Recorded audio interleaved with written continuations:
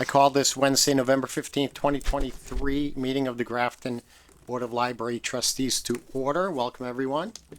And just to make sure that, being a hybrid meeting, that we can still hear, and please, in the affirmative, Dr. Teixeira. Yes. Okay, and Mr. Bowman. Yes. Okay, excellent. Okay. First on the agenda is September 27th, 2023 minutes, which were tabled from October. Do I have a motion to approve those minutes? I make a motion to approve the January 27th meetings. The what? I'm sorry? Did you say September 27th? Yeah, I did. Oh, okay. Is that what you said? Oh, I thought you said January. It's been a long I day. might have. You No, said I'm sorry. It's been a long day. It's sorry. My daughter's home from school and it's, All right, no, that's she's good. not well and blah, blah, blah. So, Second. yeah, Yep. thank you. Okay. All right. Any discussion on the motion? Yeah, I'm unclear why were they tabled? They were tabled because there was a question of whether or not it was regarding whether Beth had actually had an evaluation by the Board of Trustees or not, and whether she only had said she did or whether it actually occurred. Am I right on that? I'm foggy. No, on that. it was, people did not think that she had had one. Okay. She stated, Gotcha. I sent out in an email the timestamp of the video where she stated she was reviewed, Okay. evaluated by the board, and then I also today sent out the minutes from that meeting. It was September 17th, 2014. Okay. Those are in your email. if you I have don't not think, seen it. I didn't get the attachment of that date, by the way. Of The 2014, but that's okay. September 20th, or September 17th, 2014. Yeah. Sent out. All right, so, so the so those minutes, you're saying those draft minutes are now, updated to reflect that, correct? They don't need to be updated They don't because need- they were correct in the first Okay, place. they were correct. All right, All right, thank all you. right, awesome. I'm satisfied. All right, and, so any other discussion on the motion for the minutes? Hearing none, all those in favor by roll call, Dr. Teixeira, Yes. Mr. Bowman, Yes. all right, Aye. all right, Dana, Aye. Gary, Aye. Aaron, Aye. John, Am I allowed to vote? yeah, Okay. Aye. Roger Trahan, I declare the motion carried unanimously. All right, do I have a motion to approve the draft minutes of October 25th, 2023? I'm sorry. I'd like to make a motion to approve this September 20th. October 23rd. Oh, no, October 23rd. I'm sorry. Yeah, October 23rd, 2023. October 2023. October 25th, 2023, motion made. Do I have a second? I second. All right, motion made and seconded. Any discussion on the motion? Hearing none, all those in favor by roll call. Dr. Teixeira, Aye. Mr. Bowman, Aye. switching to first names. Dana, Aye. Carrie, Aye. Aaron, Aye. John. Aye. Roger, I declare the motion carried unanimously. Okay, approving bills, warrant number 18. Do I have a motion to approve warrant number 18 in the amount of $2,161.19 with the sources as noted in the packet? So moved. All right, do I have a second? Second. Okay, motion made and seconded. Do I have any discussion on the motion? Sorry, I'm just gonna read this. I don't know what that feedback is. That was me, because I joined the Zoom, but it's tricky to join it and then have it. Okay. Sorry. So any discussion on the motion regarding warrant number 18? Hearing none. All those in favor by roll call. Dr. Teixeira, Aye. Mr. Bowman, Aye. Dana, Aye. Carrie, Aye. Aaron, Aye. John. Aye. Roger, I declare the motion carried unanimously. Do I have a motion to approve warrant number 19 in the amount of $23.94 and 24 cents with the funding sources as in the meeting packet? So moved. All right, motion made. Do I have a second? I second. Motion made and seconded. Any discussion on the motion? Hearing none. All those in favor by roll call. Dr. Teixeira, Aye. Mr. Bowman, Aye. Dana, Aye. Carrie, Aye. Aaron, Aye. John, Aye. Roger, I declare the motion carried unanimously. Warrant number 20. Do I have a motion to approve warrant number 20 in the amount of $3,741.54 with the funding sources as contained in the meeting packet? So moved. All right. Do I have a second? I second. All right. Motion made and seconded. Any discussion on the motion? Hearing none. All those in favor by roll call. Dr. Teixeira, Aye. Mr. Bowman, Aye. Dana, Aye. Carrie, Aye. Aaron, Aye. John, Aye. Roger, I declare the motion carried unanimously. All right, so moving on to ongoing business, 3A MP LCP Building Program / Grant Update. Is that for the, that's not for the cupola, that would be Mass Historic. That's usually just a building program update. All right, so Seems, now, who would that normally be, you that does that, or? but usually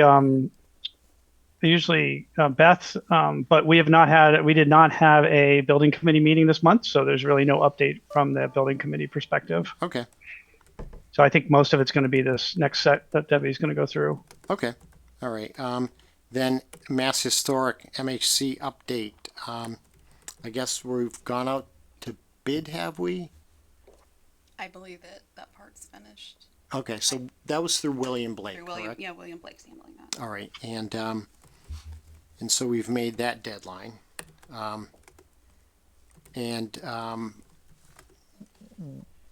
Sometime in the spring, was that the target for that? Do you recall? I honestly don't know. I'm not directly involved in the grants. Okay, that's fine. All right. But I know that's been a placeholder, and I know that William had sent out an email that that got in time, and that's out to bid. All right, 3B FY24 budget update. Debbie, what do you have for FY24? Head of accounts Eileen LeBlanc printed our accounts again this month. We're at 48% of the budget spent for the fiscal year. Again, with 90% of that being the contracted services that we talked about in the past that come at the beginning of the fiscal year. So everything's pretty much the same as it was. So was that Biblio Like and Biblioteca and like CW Mars. CW Mars? Any like most of our subscriptions and that type of thing are billed at the beginning of the fiscal year. So that's why that big chunk comes out right at the beginning. So that part of the budget is close to being maxed out. Right. But overall we're halfway, which kind of throws things off since we're not halfway yet Right. through the fiscal That, year. and that's always been the case with line items. There's always been this sort of ebb and flow of expenditures. Some of it's front end loaded and occurs at different times of the year. Any other FY24? Not well, I guess, I wanted to let you all know that the department has been discussing summer reading, which is our biggest, push for reading at the library. And they're looking at purchases for incentives. Last year, what we did was we had patrons use a QR code and sign up for Beanstack Online to track books, and nobody wanted to, like 7 people did it. Apparently they don't like doing that online. And I said, I'm just as bad as them. I want the card in my hand. I want to bring it to the library. I want the librarian to give me a sticker or sign off or a hole punch or something so I'm tracking my reading. So they're doing that with physical cards. We have ideas for actually getting some gumball machines and tokens so that they get, I heard Aaron's family's a fan of Read to Bead. Yes. Bringing that back. Big time. That's cool. So there's going to be a larger bill for that's coming out. So just to let you know, for FY24, we've taken a look at, it's coming out of the gift account. We've looked at the budget and working on purchasing right now. All right, cool. So that's FY24. Going along with the budget, though, the FY25 budget's due in January. We meet with William at 1 p.m. on Wednesdays, the department heads and myself, and they're working on that. We pointed out a few things that, like we do have the credit for, I believe it's the electric for, we had a credit on the account, a fairly large one, but utilities are coming in more than what they were projected for, so he's been made aware of that.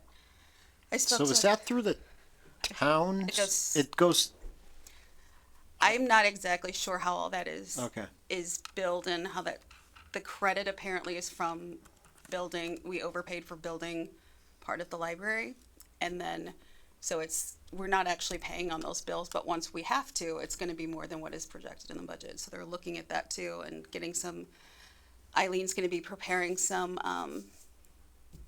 sheets, ledger sheets and that type of thing for them to take a look at as what we spent versus what we projected and how the budget will need to be adjusted. And is that forward. December or January? I think when we spoke, I thought the budgets were due at some point in December. Has that been So- extended? January today.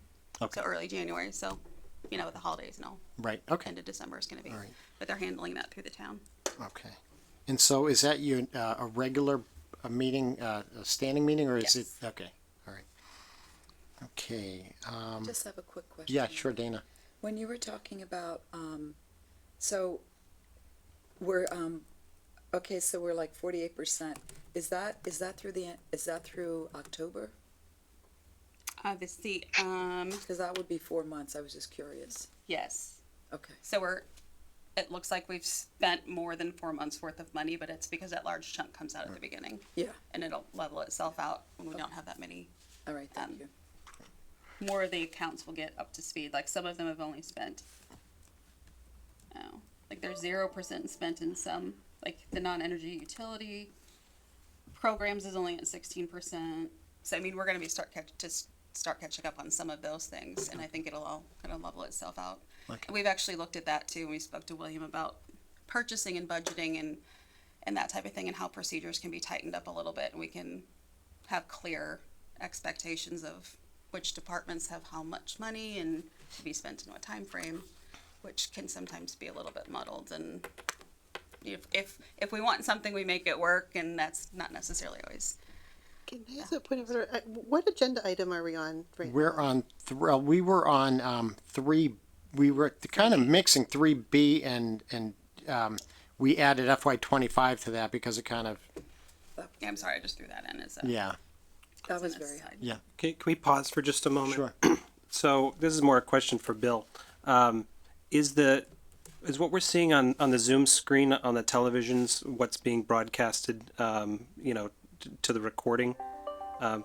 Because I think the Library Board of Trustees focus probably needs to be, I don't know what the focus is, but it's definitely not showing up on this screen. I don't know if that's intentional or not.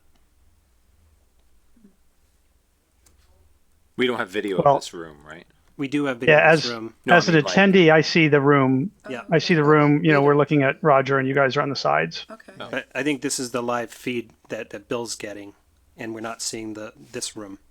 At home, they see that those. They're seeing it at home. Well, That's what Doug said he's seeing. we're doing this live. I thought. Yeah, we're doing it not recorded. live. Yeah, I think That's new. That's there we go. yeah. Okay. On playback. Okay. All right. And so was there chat? I saw that there was a chat going on. There was some question on chat, and I don't know whether that pertained to any current agenda item. Doug asks, any guests in the audience? And I said, yes, we have a visitor. Oh, okay. Gotcha. All right. I just wanted to point out that regarding budgets, I think we did have an $8,000 overage because of like the weird, way that the purchase orders and things landed, and so I think last year we didn't realize that was going to happen. So I think it would be nice to make sure that we don't have that at the end of That this was fiscal year. canceled out though. It turns out that it was something. It was canceled out. Turns out it was something that was already paid and that was billed twice. So we thought we were $8,000 over, and we were not. So, and so I think that as long as the systems are in place to prevent that. And that was not us. That was You're- the company Okay. that sent that to us. And what they did is they combined invoices. They'd sent out separate invoices which were paid, and they sent another one that was combined, and that was paid, not realizing that they had been separated in the past and already. So do we have internal controls to prevent that from happening, even if someone inadvertently bills us incorrectly? Do we have internal controls to kind of prevent I that? think now that we know that this particular company is doing that, it's probably gonna be caught this time. So it was unique something to- I'm- it was unique to yes, and this it was vendor. a mistake on their part. Okay, And Eileen is on top of all of that. So. right, because I know she had caught that. Yeah. Okay, right. All right, so, are we ready to move on to the IT update? 3C, and that would be you, Debbie. That's me again.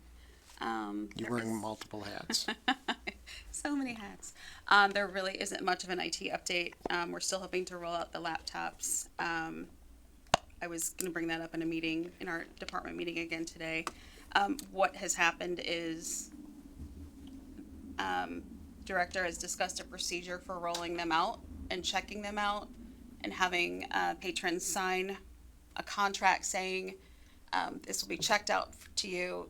It's not to leave the building. If it leaves the building, there's a procedure and then they would be billed for it, and staff don't necessarily feel comfortable with that. That do we need to run that past legal because it's such a large amount of money? It's not like somebody's walking out with a book. You know, it's slightly different. So the internal procedure for staff to follow is something that the staff don't necessarily feel comfortable doing, considering. And these are prominently labeled, are they? Or do they have RFID Yes. tags? No? The RFID tags they do not have. Okay. Yeah, so I'm working on an RFID program at Yeah, work, that was my next question. and we received about 4,000 RFID tags, ready to roll them out. As soon as we attached them to metal, we weren't able to scan them. So they basically, you have to get a RFID tag that's has some sort of almost like a rubber backing to it that works on metal. Shielding. So I wanted to just follow up on that because I know when I think you can put the RFID tags on the outside, but not hidden inside the laptops. Was that it? Because I know it wouldn't work inside the laptops. That's what IT had said. I think the thing is that if you put one on the outside and somebody wants to steal one, they're just going to rip the tag off. Is that Yeah. so? They were trying to put it inside. I wasn't directly involved in that process, so I'm. Yeah, I mean, I don't think if they're going to steal it, you're going to know about it, right? Because they checked it out, whether it has an RFID tag on it or not. So I think barcoding it's probably a good idea. Leave it on the outside, even if it doesn't scan. But yeah, I agree with you, Debbie. I'm not sure that Grafton, Free Public Library, we're going to bill people for such a large amount if they walk out with a laptop. I don't know what the procedure is. If somebody steals something from the library that's not allowed to leave the library, well, is that something we take up with the police, right? Somebody that's supposed to stay in the library, Doug had a question?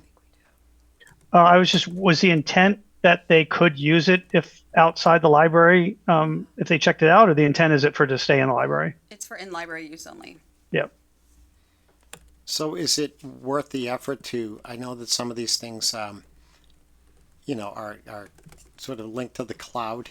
If you walked almost like a GPS type of thing. No, No, you got to keep it on the internet, right? gotcha. All right. That would be good. Yeah. So, all right. Let's hope that people respect the resources and don't walk out with it either intentionally or unintentionally. Yeah, I mean, you do the same thing if somebody grabbed a physical desktop that was meant for patron use and just walked out with it. I would treat it the same way. I mean, it's a little bit more portable. So you would treat it as, you call the police and say, hey, somebody walked out with our computer. We know who it is, because they checked it out. Right. Hold them responsible. That's all. But I don't know about billing people. But wouldn't it be easier though? And this is the future policy question about, if you have a text or a cell phone number, text them and say, hey, you just left with our, versus getting the authorities involved right out of the gate. But that's a policy question for a future date. Staff would call and check on it first Yeah. and let them know that it would Okay. need to be returned. Yeah. I'm sure there are procedures to do that. Staff were not uncomfortable with Okay. the legality of, do we just let them sign this piece of paper and then we bill them like it's a library book? Although that had kind of been what was decided was the procedure. So we can take a look at what step in the process of trying to retrieve it, the police should be notified. At what point would it be considered theft? I don't know if Do we need a policy on that or help with that? that's procedure. You say, right? Yeah, I think that's procedure. So is that what's holding you up? Is you're Yes. unable to change the procedure? Because We're not sure what this procedure should be. Yeah. Um, But who would be authorized at this point to change the procedure? Right? That's the question. that is a good question So right now. I think we're at a standstill, Yeah. for getting laptops out if staff aren't comfortable with the If procedure. department heads can, if we can look at the procedure and see at what step we would feel comfortable contacting the police and considering it theft if it's not returned, then we are sort of acting collectively as they take on manager on duty in that type of situation. Yeah, I don't believe But this is really, So- I don't think this is trustee purview. I mean, if it's procedure, then I'm happy to let the staff, work out a procedure. Yeah, that we they're don't need to comfortable get with. involved, as an executive board, we don't need to get involved in that type of day-to-day, but Doug, did you have a question? I was just commenting that, make sure the laptops are clearly labeled that they're for in-library use, and if they're taken outside the library, that's, considered theft or, some kind of cautionary tale, Okay. Great, thank you. All right, just like other objects that in the library that are meant to stay there. all right, we ready to move on to Dana with, capital? But before we move on, Can I- I feel like we skipped over items still. Like, I know I brought this up before, but we did grant updates, but then I don't feel like we talked about flood remediation and construction updates. No, that's on 3F. We're not there yet. It's on 3B, Are actually. you, We're what, on I'm on the wrong 3B. agenda. Am I on the wrong agenda So too? these, all right, so there's an updated agenda. Oh, I have the that was wrong one stated- too They then. printed. No, I was actually, I sitting gave here. that to you. I this was printed sitting that off here the when I website. sat down. Okay. This is the amended one with, as of noon today. This was sitting here when I. So Oh, three, that's current. But then. the amended one has not. 3B flood we didn't do remediation. 3B, Right, we she's skipped- right. Oh, we I'm skipped sorry. over You know everything, so what? We're totally not. Oh, following you the know what? agenda. Yeah, these are definitely different. Oh, boy. This is stamped Okay, November 15th. can I tell you something? I was working with the November 9th, copy. Sorry about that. Problem, it just was very confusing. All right, so wait a minute. Just give me 1 minute. There's another copy here. Does anybody else need? So Maybe I Rob. was inadvertently moving the meeting along based on the November 9th copy, not the November 15th copy. Okay. So we did 3A and, all right, so where was, okay, so we actually, I'll admit this person. all right, so we actually did 3D out of order And we Yes. did E, didn't we? and we did 3E out Yes. of order. We did. Okay. All right, so, I apologize for that. I was, getting my ducks in a row and they turned out not to be in a row. So you all set with IT? Yes. I'm sorry about that. Thank- I'm so thank you, scattered these Carrie. No, days. I didn't even notice. Carrie, no, thank you for Thank pointing you. that out because Thank you, Carrie. earlier on in the, didn't want to overlook any of the agenda items. So now I guess back in order, flood remediation and construction. Debbie, you are on. Okay. You've all been made aware the library's going to be closed the 17th and 18th, Friday and Saturday, for the installation of spray foam insulation in the areas that were sections of wall and the same insulation was removed. There was discussion for a while about trying to replace it with fiberglass, just fiberglass sheeting insulation, and that does not meet building codes. We're trying to avoid a library closure, but we simply can't. It doesn't meet building codes unless the spray foam insulation is installed, and no one is permitted to be in the building because of the chemical nature of the product. So we're closing on those days. We also, Sarah Bannister, head of Children's Department, and I went and picked out flooring for the children's program room. I meant to bring a sample with me if you wanted to see it. Is it A little show similar? and tell. And then the children's offices, the workroom as well, would be the same flooring. It's a vinyl plank laminate flooring that's very durable, that cleans very easily. That's a solid gray with just a tiny little bit of another color, another gray in it. We were looking at sort of like a wood pattern at first. It's going to be too much in there, so it's close to basically solid gray, but they're vinyl plank flooring if you've seen that before. At that point, pieces of that can be removed and replaced if need be and that kind of thing. May I ask a question? Yeah, sure. So is it the entire carpet in the children's room, or is it just No, no, no. the sections It's in the program room, right? in the program? In the program room, and then in their offices, the workroom. Okay. Those were the floor. The type of flooring that's in there is something like heat sealed vinyl that has to be. It's terribly expensive, is what we were told. The people who install it are very hard to come by and are very expensive, and we're kind of wondering why it was used in the first place. I'm not sure. I wasn't around for those decisions. But the vinyl plank is much easier to install, and it's going to be more affordable as well, and easier to replace pieces of it. Yeah. As opposed to having to rip everything up and start over if there's something else happening. What about the rug? Are we still going with, is the rug in the children's room, going to be replaced? No. Oh. Pieces, portions of the rug that are coming up are going to be replaced with the same carpet. Okay, Because it only flooded in the children's room up to the point Gotcha. where that tree is. right, The entire community room floor is going to be replaced with the same carpet. okay. Because the water came all the way to the doors on the one Right. side And, near the piano. and I understand, just as as a follow-up, a formality, that, there is no ETA right now, and that it's going as fast as can be We lined up. I've been having so many conversations about this, and I said, anytime there is a construction meeting, I'm like the annoying little sister. Like, hi, what are we doing? I'm coming with you. And I will take notes in my phone and ask questions and get business cards because so many people have questions and we just don't have the answers. Right. And that's been the part that's been very frustrating for people. Right. I have been in meetings where they said, we will be here on Wednesday, and I show up on Wednesday and they're not there. Right. And it's, something with the permitting or an installation issue or a supply issue. And for that reason, I've kind of passed along to staff, don't give anyone any deadlines. Right. You know, we have to tell them about the closure for the installation. But at the same time, we cannot guarantee when that room is going to be finished because we can say that the installation part will be done Saturday. And in theory, someone could show up Monday to start drywall. Are they going to?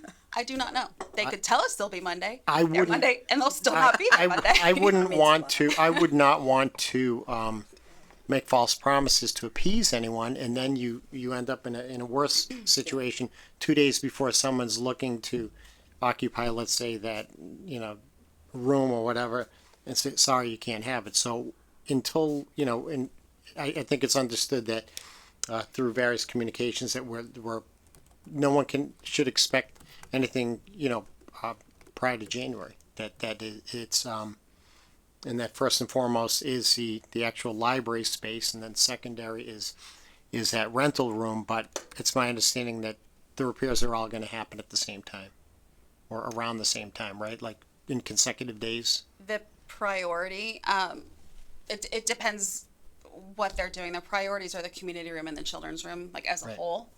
The children's program room and the staff workroom are a different set of issues because of the flooring. It's a carpet replacement versus the vinyl laminate. And the highest priorities are getting the community room back open, getting the children's room back open. And then for a time, some of the children's programs will be in the community room, Okay. depending on scheduling and that type of Okay. thing. And the public will be welcoming that space back. The public is ready. We're public ready. is more than Everyone, ready. everyone is more than ready. We just don't have a deadline. We can't give people answers that we don't have. Okay. I have another Sure. question. So, at last meeting, we talked about, preventative measures to prevent future flooding. Do we have any word from any of the experts as far as shoring up the doors or looking at the drainage to try to prevent this from happening again? I have not heard anything on that front. I don't have the name of the company in front of me, but I mentioned it. It's probably in the minutes from the last meeting. There was a company working with the town looking at storm drainage, and they were kind of excited. Like, oh, we just had a flood. And so getting to that point, and I think Doug, you had mentioned that about the storm drains and the snaking as part of this.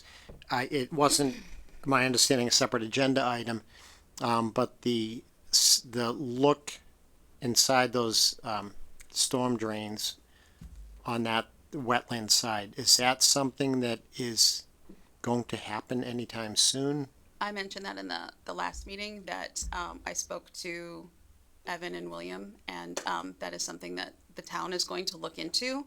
A company that is qualified to do that and has the special equipment to do it, because if you just have DPW, which is overworked anyway, go in there and try to they could clear out some of the things from the drains, but they don't have camera equipment and that type of thing to go in and see if there is a structural problem or some other issue inside of it. Any ETA on that? Are I they do not know. talking? That's All right. William Blake is All right. is looking into a company for that.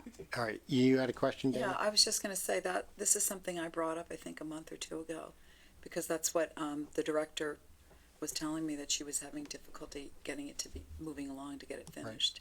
And so it's good news that we're talking about using an outside source. But my concern is if we have another bad a rainstorm or snow, what's gonna happen? Yeah, I think my and along those lines, Dana, one of my concerns was that when you have a big snowstorm, and we've been getting some of these sort of slushy type things where you could have snow up against the building and all of a sudden it could pour out, and you're basically having a block of water up against the building, and so I don't want this whole, I don't know what the plan should be for actually keeping that entire area clear this winter. So I would love an ETA, but are you saying that this comes up during your regular construction meetings? Not, the remediation meetings? This was a meeting that I had with them on the 31st All right, of October. all right. It was brought up, and William took a note to look into that company. We do also have the sandbag type water absorbers that are near most of those doors, and Right. if there's any predicted weather at all, staff put them in place before they leave. I don't know what they're capable of holding, Right. but that's one measure that we have been doing, putting them by all the doors, Right. even the teen room and the staff entrance, for the time being. And I'm not the expert on this, but it would seem to make sense that there would, or should be, an exterior type of barrier too, not just interior. But is that something that is going to be discussed at your next meeting? I'm sorry, what part? As far as whatever is, aside from the snaking, what the ETA could be as far as what the update is on locating a vendor, but also whether it's the experts. I'm not an engineer. I'm not a hydrologist. Seeing what is needed, not only from an interior standpoint, right, regarding those sandbags, but from an exterior standpoint, to keep water flowing past if it ends up, approaching the building at any height, as far as. Roger, may I ask a question? Yeah, sure. So, I know you're the point person for the building updates, with William Blake. Is this something that you could raise with William and kind of stay on top of Well, with him? yes and no. One of the things that I noticed, and I really haven't been keeping everyone in the loop on every communication, was that it seemed like with everything going on, there were too many cooks in the kitchen. And so I actually backed off, because Debbie is in regular contact with, in these same meetings. Am I correct on that, or am I missing the We point? meet, I meet in with the department heads, as administrative assistant, with them Wednesdays at 1 p.m. And then we've been in, there's been a lot of contact, just there are so many details that need Right. to be run through the town administration, So do you feel various issues that I talk to them. And to that, to those regular items, and to Carrie's question, I see Dr. Teixeira has a question, but I'll just quickly mention first that it just seemed like things were getting covered, and that we weren't necessarily missing anything by Debbie being the point person, without me also jumping in and overlapping those same questions. Dr. Teixeira. Thank you. So, not really a question, but more a comment. I think Debbie does an amazing job, and Oh, she has a lot on her absolutely. plate, and she has taken on a lot. However, she is not a member of the board of trustees, and we are the stewards of the library. And so, whoever is, assigned to sit in those meetings, I think shouldn't back off, but should ask these questions, instead of us kind of saving them for Debbie. and having that be one more thing Debbie comes back to us about. This is something that we should really be in more contact with, even if it's that one point person, and then that person can answer our questions or bring those back to the meeting. I even if there's too many cooks in the kitchen, I don't think we should give up our seat at that table right now, because the building is essentially our responsibility to make sure that we're doing everything that we can and that we're planning for the future if we do need to do something externally in that building. So I just wanted to say, I really think that one of us should be attending them. And thus far, we haven't been. In other words, it was my understanding and experience up to this point that between your updates and also William's updates from those meetings and summarizing things, that things were being covered. So thus far, there hasn't been a seat at the table by any one of us, that we haven't really These been. are internal meetings Yeah. for library department heads Right. that cover a variety of issues and mostly not building issues. All right, Dana, then Carrie. Yeah, I think what's really pertinent here is that this is something that is very important, and the library director let us know, had discussed that it wasn't being addressed. So I think the hard thing, or what we have to do, is make whoever's in charge know that this is a priority, because we all know if it rains or snows, Right. we're doing all this work all remediation work and new construction, and if that happens again, then we've gotten nowhere. Right. And I don't know what the answer is, but this is to me very important. That's why I brought it up a couple months ago. All right, and I thought, Debbie, that you were tackling not only department stuff, but maybe there was other communications with between you and William regarding the physical structure of the building. Am I wrong about that? And I agree with you, Dr. My Teixeira, situation about right your now is very recommendation. unique in that there was no interim director Right. appointed. I applied to be interim director because most of the duties are things that I do on a daily basis, Mm-hmm. and a stipend has been worked out for me for additional duties. Sure. That's good. But That's yet I'm great. not actually interim director. So we were joking that, like in loco parentis for schools and students, like I'm just in loco directorius. Like I'm standing in the position, but I don't have authority in a lot of matters. And these things, honestly, if this is a construction thing, is like Dr. Teixeira is saying, then I think your questions should be filtered to Roger, and Roger should communicate them to William. If I have additional information, I'm more than happy to give it to you. Okay. But my communications with William are not typically building related. Okay. As far as like facilities, they're not specifically building related. They're All right. building and staffing and programming and budgets, and it's literally anything and Then- everything that was covered by the director's office. So did Carrie and then Doug, Carrie, did you have a question?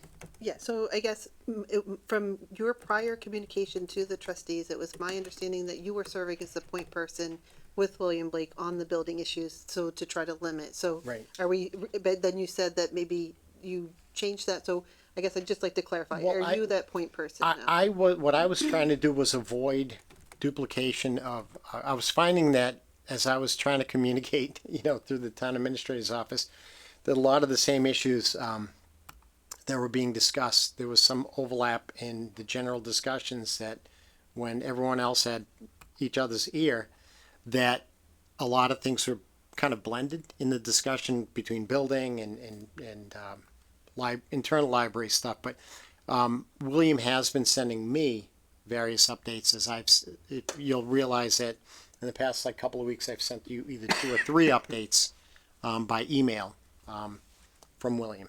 And so I haven't followed up with any additional questions, but I certainly can, as far as things like the snaking and then Door remediation. the door remediation. I think the issue is, how do we get it to be a priority? I think that's it. I don't know. We might need like an authority figure to make that happen, maybe. I'm not an authority figure. know. No, I'm okay.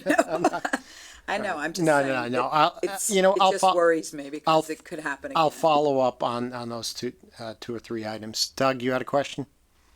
Yeah, I would just agree that as long as William's providing those weekly updates to you, Roger, and you're forwarding them on to us, I think that's good communication. And then just conveying the other direction the board's concerns. Right. Right. So I actually have a question for Debbie then, back to the discussion maybe 10 minutes ago. And maybe this is a question that everyone asks that you don't know the answer to, but so the spray installation's happening this weekend.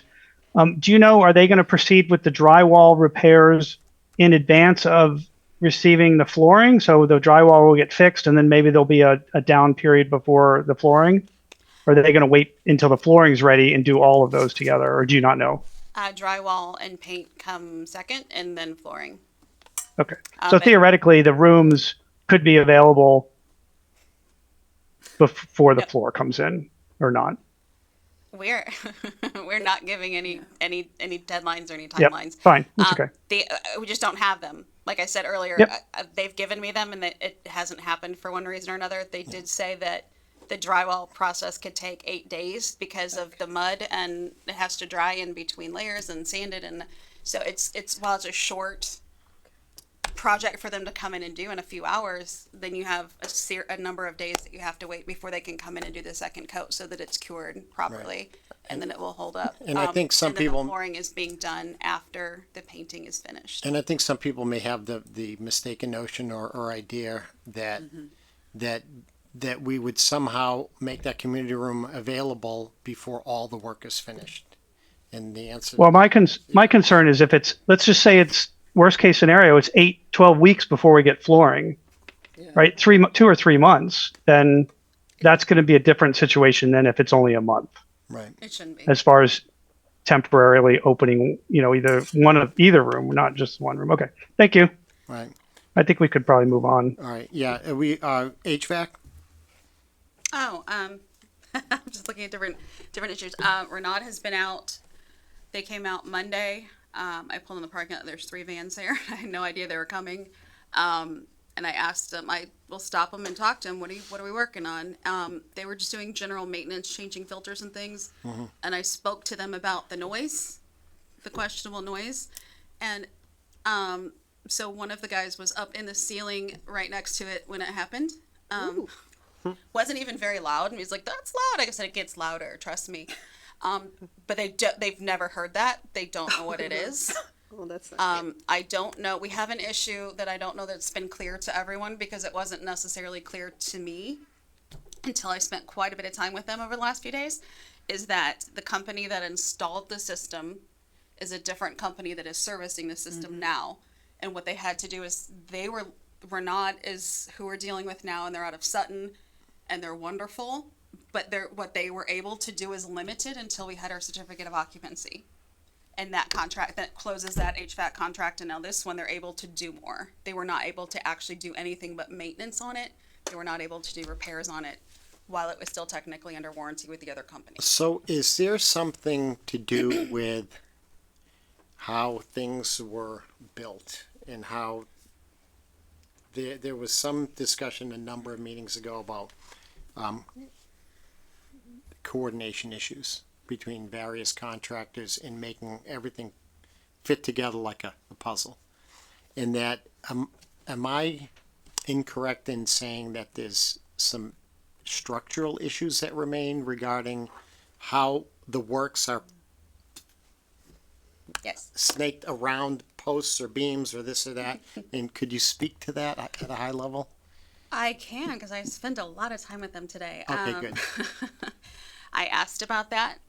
What happened was there was a miscommunication of some sort between the architect and the original HVAC company, in which like if you were to try to replace a filter up here, there's literally not enough room to pick it up and move it out. Like it's not like it's blocked by a whole wall. There's just not enough clearance for the size of filters that go in these particular spaces.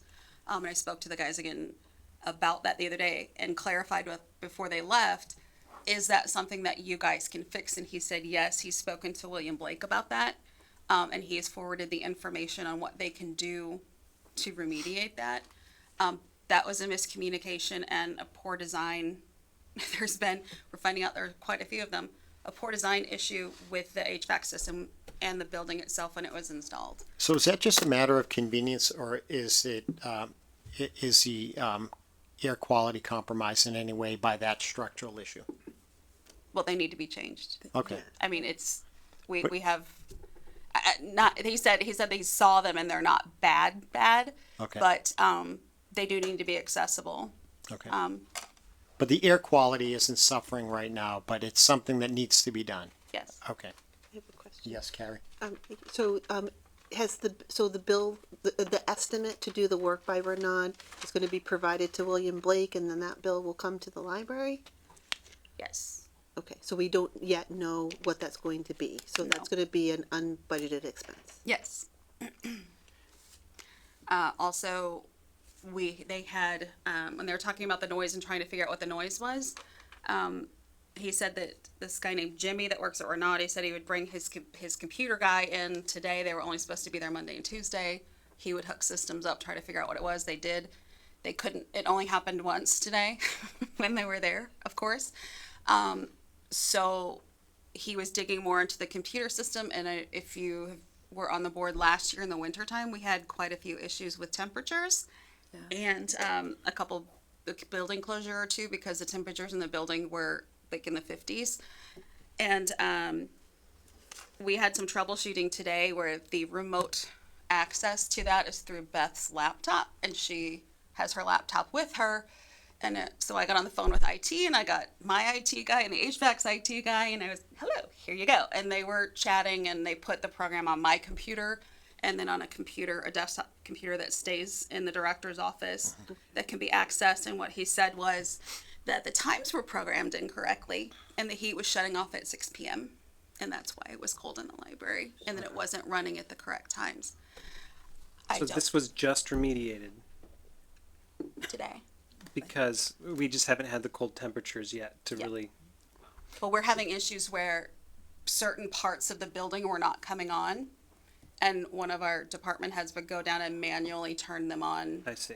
And so they started digging into the computer aspect of it and why is it not working and troubleshooting all of that. And then in the process figured out that kind of stumbled upon the fact that these were programmed to shut off at 6 p.m., even though the library's open till 9. Thank you so much for finally solving that after a year. Well done. We're digging through passwords. Wow. I said, can we solve a big problem? And he goes, yeah, probably not. But we did, You totally hopefully. did. And they showed me how to overwrite it, and I'm going to teach other fantastic. people how to do that too. So I'm not the only one that has the information because it's on the desktop. So in we the can, director's we office. can, We should not have the huge temperature disparities that we had last so we can repo the wool blankets. I have a blanket in my office. there you go. I'm not joking. All right, so we ready to move on to capital campaign? I had one question Oh, about yeah, John. HVAC. sure. So since this is not a, well, I don't know if this qualifies as like one of those punch list items where we had the warranty for the building, you know, to kind of like make sure things were installed correctly and that we had everything that we needed.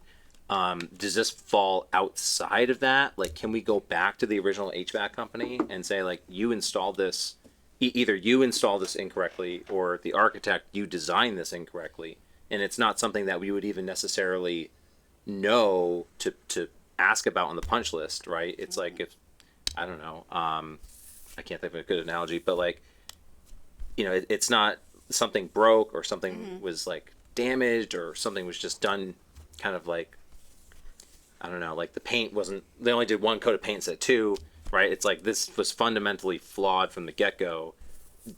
I don't know if this is really a question for you, Debbie, or just us as in general. Like, could we go back to them and say, hey, like, can we get some sort of compensation for this because it's costing us money to fix it and because it was just installed, well, designed incorrectly from the Maybe start? Doug has the answer to that question. Doug, yeah. Doug, do you have the answer to that question? I think the design incorrectly comment is very challenging to address, at least based on my experience with the building committee. You know, most of them, you know, they were reviewed by the architect, they were reviewed by our building inspector.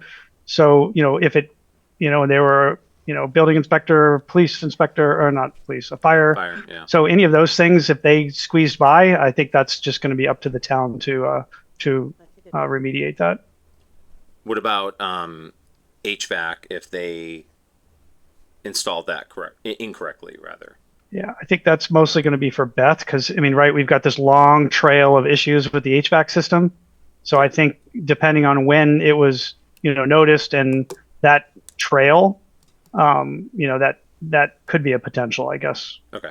Yeah, because I But- feel like it was reported a long time ago. So, okay. That's all. Yeah, I don't, and also on that with the noise, they are coming back. The computer guy, his name is Matt, he's coming back. I'm not sure when. I trust them. I talked to them for quite a while today. They were sitting at my desk using my computer. He's a great guy. But he's going to come back and go up on remotely and go up on the roof and remotely turn off and turn on the system to see see if he can trigger it and figure out what it is. And it may just be, I said, it hasn't been happening the whole time. It started pretty much, I want to say, over the summer. It's been getting worse. And he said it may be a part failing that has not failed yet. So he's going to try to diagnose that coming up. But that will be a service call as well. Okay. The rest of the stuff they've been doing was maintenance, and they kind of, I think, took a look at a few other things that had been ongoing as part of that maintenance. But that is a separate service call for that. And he asked if we were okay with that. I said, it startles patrons, so I would assume yes. All right. All right. All right. You all set, John, on that? Yep. All right. All right. Now, 3F Capital, Dana. Okay, thanks. We're really, we're at the point where we're really finished with the projects that we've been working on. We're currently right now, because of the fact that the frost has come and the ground is frozen, we have to wait until spring to install the large-scale musical instruments. Okay. Because we want to make sure that all the drainage issues have been taken care of, because they're going to be installed outside in that garden area where it's flat. Okay. So that's that's waiting. And then the garden works have been done, and we are purchasing a lighting system that we're going to put up soon. But there's really those are all our projects, I believe. There were a lot of work that was completed last month that we reported on. So What is the definition of a capital item as far as useful life and or cost? I know that the town, when it speaks of like capital improvement planning committee and things like that on that end, there are definitions of what a capital item is. And so how that does, doesn't really pertain to the capital campaign. Our charter is that it's a pretty broad charter, but it's basically that we are able to provide, we can provide any funding or assistance on basically any kind of construction, whether it be new or old, or any furnishings, any equipment like computers. So it's really broad based. so there isn't any further definition of like dollar amount of useful life? No. Because sometimes the term capital in municipal terms is further defined. And so, I think it's used in a different context. I know where Okay. you're going with this. Yeah. But capital means Yeah. raising capital Raising for capital, and it's not Okay. like it's not like there's a life site, okay, where you'd have to do Yeah, there's no- we don't own, There's- we don't there's- own anything. We raised money and did work for the library. It was donated, by generous donors. And, it's not something that the yeah, capital campaign patrons, owns. everybody. so so the next items are in the spring for the musical instruments, and then okay. All right. We ready to move on to Friends update? Yes, so the Friends actually Oh, met. did Doug? Hold on a sec, Doug. Did you have a question, or were you? No, I'll pass. All right. You weren't swatting a fly, or did you have a question?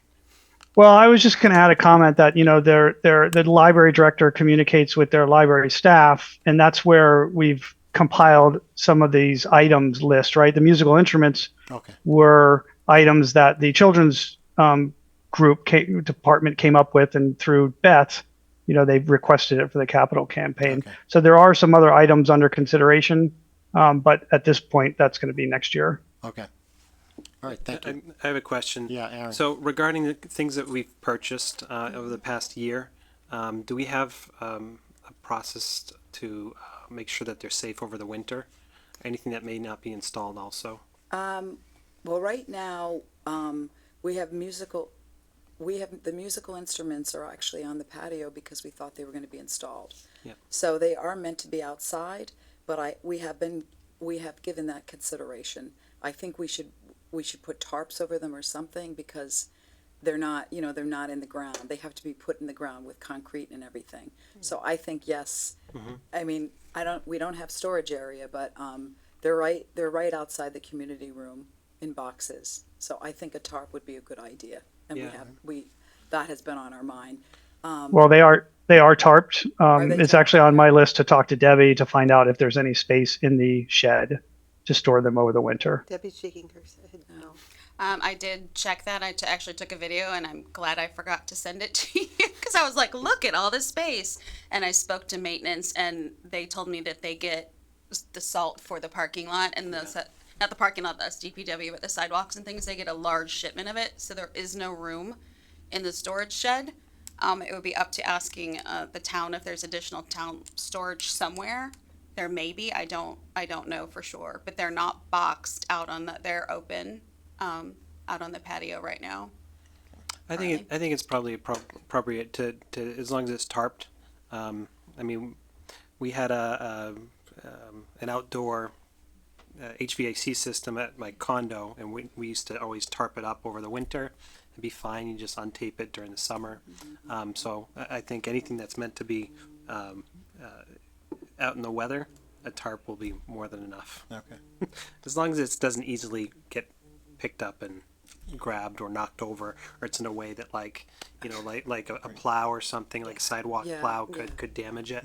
No, Debbie, just you- a flood. Yeah. Sorry. Yeah, that's the flooding is what I was going to bring up. That it was. I know Dana had mentioned that too.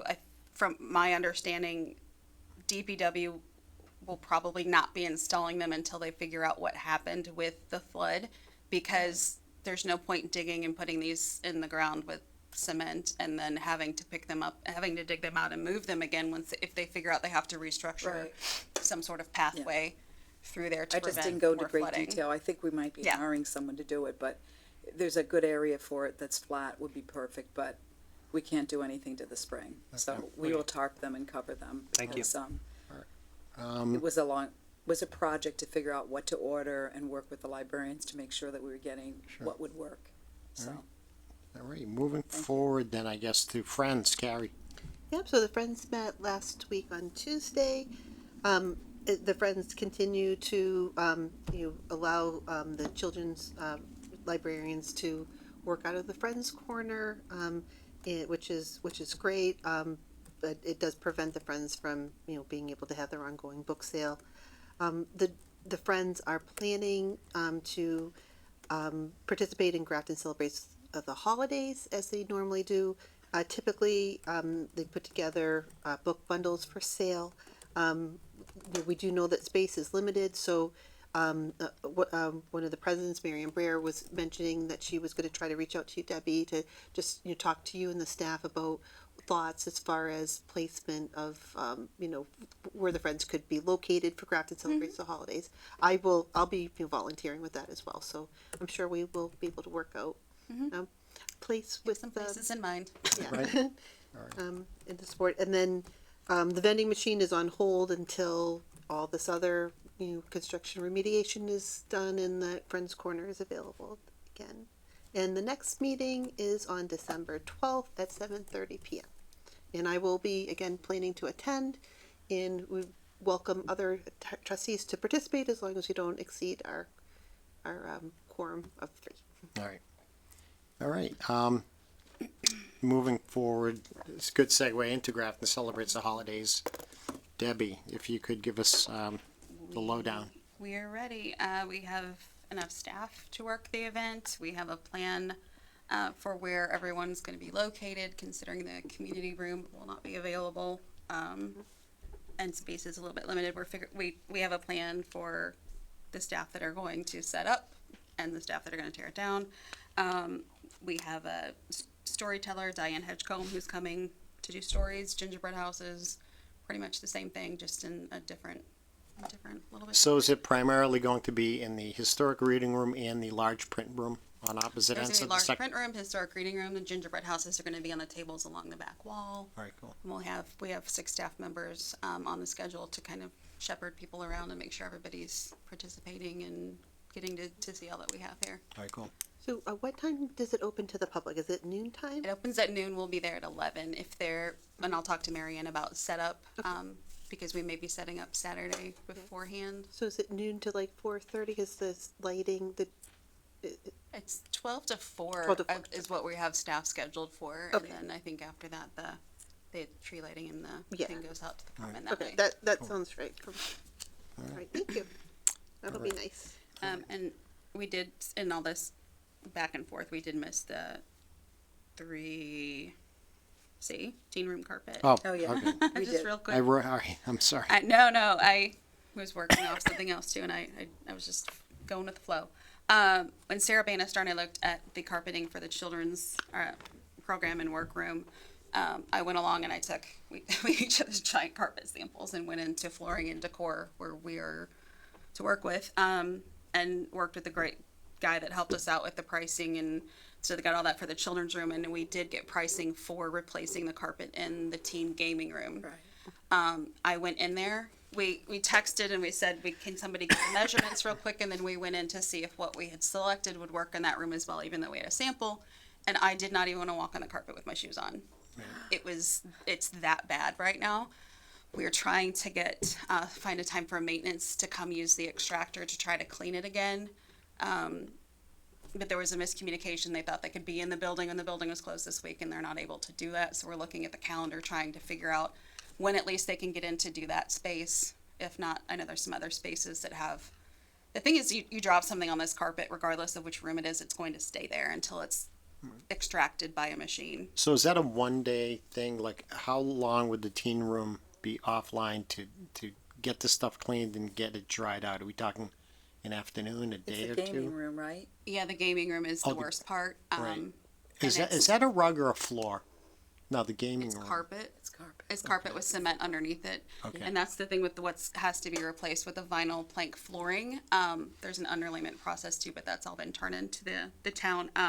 But I did write up, he did pricing for us for what it would cost to just to do that section as well. And I don't know if we're going to be able to combine that with the work that's being done, obviously as a last priority.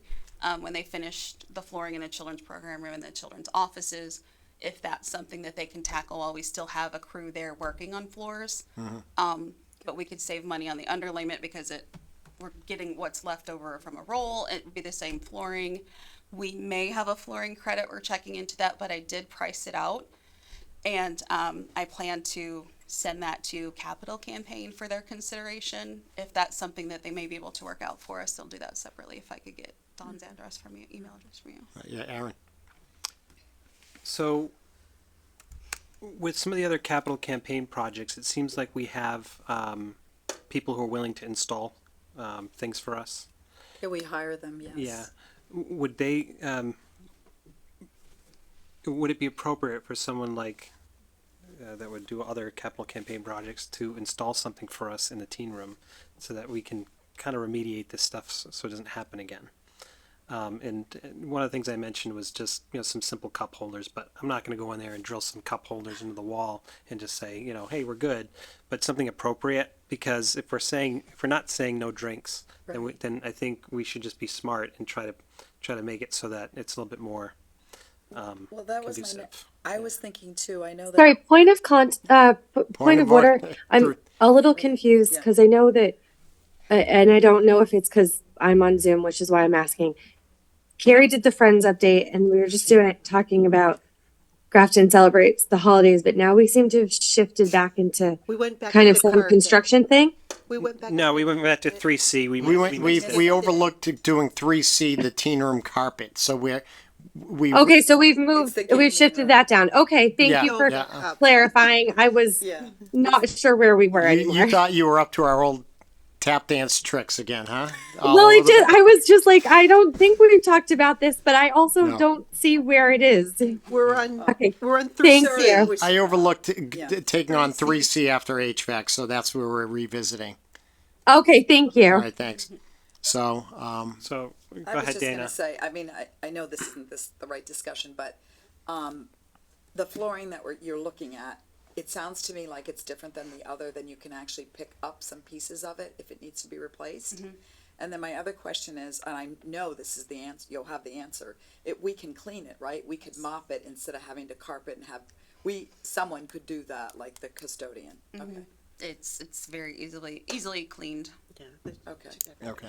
Well, that sounds Very good. And I durable, think very easily cleaned. To Aaron's point, if we can get it done sooner, it would probably be better, because we know it's kind of hard right now, because there's a lot of people in the community that aren't too happy because they can't get into the library, they can't get into the community room. It's really used by the community for many things. It's not just rental. A lot of times there's meetings, even there's been public meetings I know. there.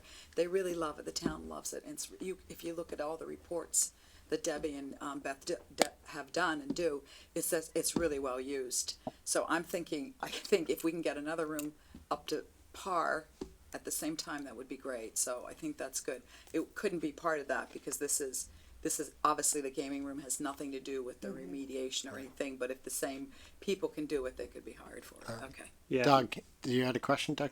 Yeah, can we clarify, because the carpet that's in the gaming room is commercial grade carpet. Do we don't expect the extractor to clean it? I mean, I would expect the extractor would clean it. The problem is, I think Debbie can talk to this, it keeps on getting dirty again, and it's really gross. Well, then we clean it, every week or every once a month or something like that. I mean, if you get another flooring, you're gonna have to clean that too. So I mean, I think I with don't quite understand I the wasn't reasoning. involved I mean, with obviously, if you can't clean the current one, then we need to replace it. But regardless, you're gonna have some regular schedule for cleaning these things. All right, Dana, then Yeah, I John. was just gonna say that's our challenge, because we don't really have regular custodian. So I didn't get involved with this, but the understanding is that the carpet was just really hard to maintain, and it was really difficult because the spillage gets into it and it has to be extracted, and that's a cost too. So I don't know, Beth was involved with this with the team department, so that's where they came to the conclusion that maybe we should look for another flooring. The extractor is about the size of this middle piece right here, and it's shared with the town. It's not library owned, and it has to be transported back and forth. For a while it was out of commission, and the carpet got a little out of control, and the kids, we figured out, people were very stressed out about it, and why is this happening? We realized that the kids are just not paying attention to where they're putting their drinks down, and they're walking around and accidentally kicking each other's drinks over, and that's because there are no cup holders. There were no tables. We moved tables in there. And it's just gotten to the point. I think if you can try cleaning it. Like Dana said, we don't have regular custodial. It has to be scheduled at the end of the week, so it has at least a day or two to dry. To your question earlier, I didn't get to that. It does not dry quickly. So that would mean if it's done during the week, then the gaming room would be closed for 2 days. It would be having to announce different closures. Whereas if the kid's in there and they spill, then you give them some paper towels, they clean it up, and then it gets mopped daily. It would have to be like on a daily schedule, and it's a fairly small area for mopping. That I don't know. We do have people in daily, but we need more custodial hours, and it's been a shuffle of who's working when. I think they finally have hired someone to have 4 people in maintenance now. Okay. John, you had a question? And then Carrie. No, I was just going to point out that, kind of like Debbie said, most of it, like, I think the kind of the hard surface will be a lot easier to clean, and it's not going to absorb the liquids, right? So like you said, like, you can just give the teens a roll of paper towels and they can get like 90% of it, and then maybe a librarian or the custodian could come in later and just mop it real quick with like a Swiffer type thing, rather than waiting for a machine and the time to dry and the scheduling of that. We just So- got to be mindful of Library. union job duties. Yeah, and Yeah, sorry, and not whoever not overstepping prescribed to do those that. roles. Yeah, I'm not in favor of changing out the flooring in there. I think some simple, this is my opinion, Okay. but some simple things like appropriate places to put your drinks, because there's 0 place to put any cups in there. Otherwise, we're back to the same discussion, no drinks allowed, which we're not going to do. I was gonna say. Hold on, Carrie had Yeah. I'd recognize Carrie, and then you, Dana. So I think, I think, that's we all can have different opinions about what is appropriate, but I think without knowing what the cost is to replace the flooring, it's hard to kind of judge, is it worthwhile or does it make sense? So I think it would be helpful if we could have an estimate of what the cost would be to replace the flooring, and then we can consider the funding. the capital campaign could be a source. It also could come from state aid. But without knowing the rough estimate of what the cost is, it's hard to make a decision as to what the best course of action is. I was just do you gonna wanna add, know? I think Yeah, what would be Dana. helpful is that, and I know what you're saying, Aaron, is just maybe, the teen department, for them to look at that room and say, how can we improve it? Do we need a table? Do we need something like that? And why, we can get that. This is what tables. happens because we haven't had a gaming room before. We didn't know what would happen. The kids love it and they're using it, so we want that to continue. So that's what we need to do. And it's okay because we're in a new building. There's gonna be things that we didn't plan for. All right. I do have the pricing information, and I would encourage everyone to go over and look at the carpet yourself. I do have video I can show you later as well. Talk about pictures. Yo, right, right. John, Okay. John has pictures as well, and I do have the quote if you'd like to see it after. All right. Meeting. Cool. Or Could you share the? yeah, just Or- the materials are approximately $2,200. Okay. All right. Okay, that's All right. I don't know about labor. All right. I think it's a no-brainer. Are we ready to move on to 3I staff appreciation lunch? Oh, Dana, did we know? Oh, so I was gonna say, I understand that there, I guess I was talking briefly with Debbie about, they have a development meeting or something, they're gonna have like a professional development meeting. And we were thinking, would it be nice for the trustees to help out and provide a nice luncheon for all the librarians to thank them for all their work? So I wanted to present that and see if we agree, and if so, then I could work with Debbie on that Well, on Friday, we are, this Friday. we've got a meeting room on the second floor since the library is going to be closed, and staff are expected to work. So either telecommute or we decided we could telecommute together and we can collaborate and do things here. And we got a meeting room. So that, I was going to make a comment, but I see Aaron has his hand up. So that's a great idea, and I'm willing to offer up to $50 to put towards whatever as part of the staff appreciation if it's going to be a luncheon. I don't think that it's enough impact, right? Because Oh, yes. there's not enough people there, right? And I agree so they can't completely. make I the actually benefit. asked Debbie about Yeah. that we didn't want to see like we're just putting a Band-Aid on any issues or problems. But she really thought she thought it would be a really good thing and it would be well it's an received. opportunity. And I don't know if if we trustees have to pay that ourselves out of our pocket or We have fund. traditionally for staff appreciation, generally, and we want to make sure that everybody gets to partake, Right. whatever we come up with, either as like a group gift or, a party, but I don't think the parties were well received as much as we'd like to see everybody because we don't know who they are all the time. It was a great way to meet them. right. But, Okay, Carrie, you had a question. So I think it's probably two separate things. So I think that doing a staff appreciation is a wonderful idea, and I think that's something that we can take some time to plan and figure out what's appropriate. But for this particular event, I think that we should fund the lunch for the staff who have been displaced and have been very inconvenienced by all the construction work. I don't think that's something that we personally as trustees should be funding. I think that we should be using state aid or Yeah. some other funding, from that we have available to us to fund it. I don't. And plus So when you had mentioned this, the question, I figured I'd just wait for this discussion in the meeting rather than trying to get into details in an email regarding when would this be, and would only some people be able to partake because some people may choose to work remotely? What are the mechanics of who may or may not be able to partake of this? Because it didn't seem entirely clear who may come in and who may work remotely. Well, we've said that this is an option, Okay, and some people are choosing to work remotly. so they wouldn't be able to time and their own partake schedule. So they're in that. In other- they've they been wouldn't- they've been informed that this is a possibility, and we've been gifted like Dunkin' gift cards, and we're doing breakfast as well. They're aware that lunch will be provided in some way, and are choosing to work elsewhere. So it's not that they're being excluded; they're choosing Okay.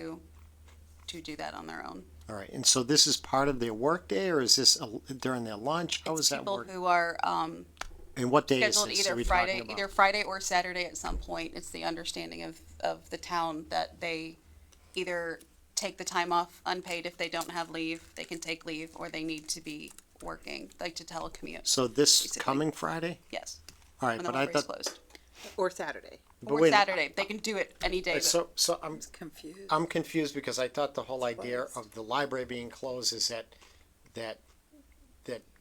patrons and staff should not be exposed to certain fumes. Nobody's Could going be into, here, we're gonna be the here at the municipal municipal center. Oh, okay. This isn't at the library. This is at No, the no, we muni have a center. meeting room at the municipal center to you work mentioned from. All right. So are the people that are coming in, are they working? Yes. Oh, okay. So all right. Right, Gotcha. it gives us, there's no PTO day, right? Right. So they're still required to come into work, even though the library's. So they can They're get, required to come, they're required to work and they can choose to come in or they can choose to. and so telecommute. they would have their laptops Mm-hmm. with them in the muni center. Okay, gotcha. All right. So what do we need to do? Can I make a motion to fund the luncheon for the library employees who will be working here in the municipal center on Friday, November 17th, and Saturday, November 18th? And up to, what, $20 a person, $25 a person? What do you, Do we Do we need have a, a- how about a full dollar amount that we back into? well, how many people we do know we how many have? people? So why don't, So I need a funding amount. yeah, I don't have enough And a funding information source. to come up with a number right this moment, right? So, Okay, so I'll table my motion. yeah, if you don't mind, because I'd be happy to second it. I think that we need to know how many staff we're providing lunch for, right? So do we have a rough estimate, Debbie? Like if we have I a have rough estimate 7 or 8 right now. Yeah.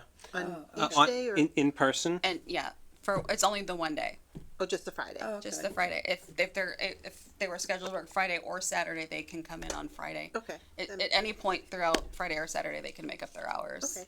So But only do you in person think Friday. is there a chance that there's going to be more than 10 people coming? Possibly, but I doubt it. So how about we say up to $250, you know, which would be roughly up to $25 a person.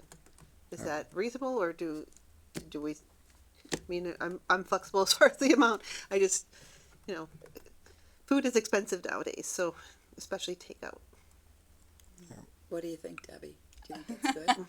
Yeah. I think so, right? Yeah. All right, and a funding, think and a so. funding source? Yeah, I think that would work. Out of state aid. Oh, now, is there any restriction on state aid being used for this purpose? Just gonna Doug ask the raised question. his hand Although too, it- and Stephanie and Doug are, I'm sorry, Dr. Texiera and I had the same question. Mr. Okay, yeah. Who had the hand up first? Doug. Doug, all right. All right. I had the same question. Oh, okay. Dr. Teixeira, did you have a question? It was basically that comment. A lot of state aid can't be used for like food appropriation, so I was going to ask for clarification on that because I wouldn't be comfortable Yeah. voting for that right now. Okay, yeah, Dana. I thought we could. I thought we would use one of our gift accounts. Don't the trustees have a lot of? Aren't there gift accounts, Doug? I thought. Well, we have a number of what are they called? Not grants, Trust. trusts. Thank you. Yeah, don't we? But have many of them something have, some of them do have restrictions, you know, for Right. building and books and stuff like that. We'd have to look through those trusts to see if any of them are unrestricted. There probably is one that's unrestricted. Um, I don't know if we can make a motion to, let's get creative here. I don't want to just find ourselves passing over, but I don't know if we can maybe we'd have to provisional, have a provisional source and then come back or something like that if that doesn't work out, that from available funds. I still don't know with all these sources what we can do and what we can't do. Dr. Teixeira. So this is actually specifically for Aaron, because I was trying to remember when you were chair. I thought that there was so many restrictions on our different funding sources that this was something, and you mentioned it earlier, that the trustees ended up deciding to do out of pocket, but it wasn't something that we could put a motion to force all of the trustees. So it was kind of, do you want to give money? Here's what we suggest, but it was left up to everybody individually. Do you remember? Oh, yeah, I remember. Well, Maryland completely. what was, we also did something with Maryland's retirement where, we individually put in for that. And that was outside, it was sort of like whoever wanted to put in. And the Ethics Commission was cool with that. In other words, it wasn't any quid pro quo. Yeah, no one was getting special treatment, and it was voluntary. So, So to answer your question, my only point was that generally we would pay for it, but I would only like to pay for something out of my own pocket if it benefits, all the staff in a way, right? So I think this is a nice idea, and if we can't pay for this out of state aid money, I don't think that we should pay for 7 or 8 people out of pocket if the whole group can't, partake. when is the next opportunity for the whole group being together? Not to kick the can down the road, but I find myself cautious about because I know that there's all sorts of funds come with all sorts of restrictions, so we can't just guess Yeah. at this. We'd have Yeah, to- So we haven't tried to find an event where we can get all staff all at once. That's kind of hard to do. sure. And when we have thrown a party, we've gotten a lot of staff, which is really great. And so some choose not to partake, and that's okay. It's available to them. But what we've done in the past is we've put together some gifts so that when the staff show up, there's something either with their name on it or something that, there's something for everybody. This is more during the pandemic. We did, we paid for some cookie bars in a jar. Jackie helped with that, and in the past we put some chocolate together and some kind of trinkets and stuff. But it was really just kind of individualized, and that was more just kind of a pandemic thing because we couldn't get together and have a party. But I think those are the kind of style of things that I think the trustees should lean more towards right now. As much as we'd like to throw like a staff appreciation party or something or a luncheon, there's just not enough people at that time to be able to partake. So you're referring to this Friday, you're saying? Well, I don't think Friday's a good opportunity for the trustees to pay out of Right. their own pocket. So are we tabling this? I mean, had you withdrawn your motion No, earlier, or? I just wanted to ask, why couldn't we find which account is unrestricted? And why can't, what is the problem with that if we use some funds from that? Because I think what we're trying to do, I don't see why that would be bad. I know not everyone's gonna be there, but they're given the opportunity, and we could also, I don't know if we could figure out how we could have something available for other people that aren't able to come. John? I think Stephanie had. Oh, Dr. Teixeira. Dr. Teixeira. So to echo in part what Dana just said, I do think the spirit of it is wonderful.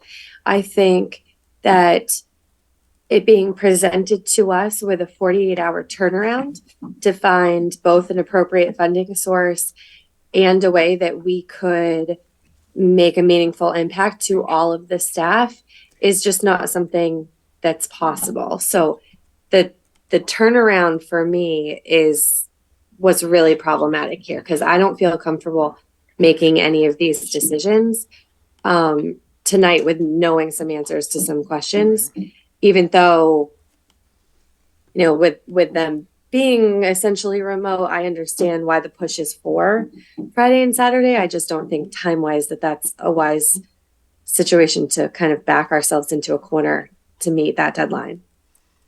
And if we don't move forward with something like that, and I agree with you, and if we don't move forward with that, I just don't want the message to staff thinking, oh, the trustees don't care. You know what I mean? I think it's just a logistics question.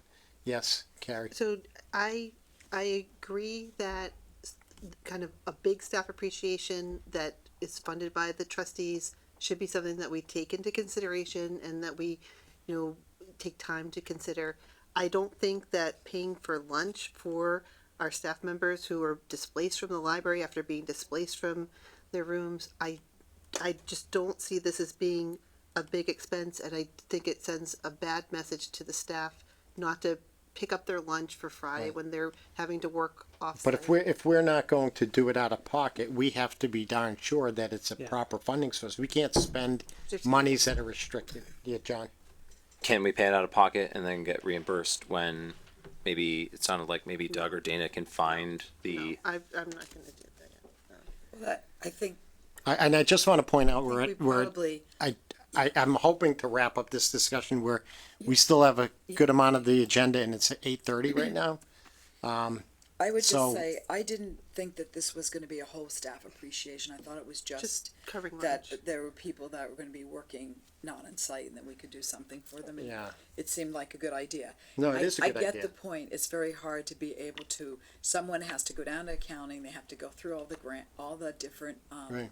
all those different, gift accounts we have and see which ones are not, I'm sure there are some that are unrestricted, Right. so I think. And I know that the turnaround is timing would have been really hard. good. I know that the timing would have been good, but I don't think it's fatal to put this off in the short term. Debbie, you had a question or I comment? was just gonna say the timeline was so short because our timeline was so short Right, with closing the building, and Yeah. it was just an idea of Yeah.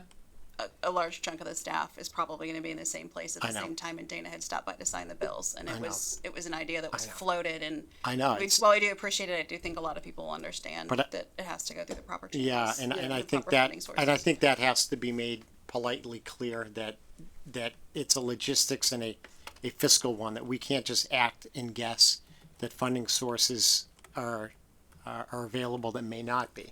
So I just like to say, I'm honestly embarrassed that we don't know that whether we have any unrestricted funds. So we need to put that on our to-do list.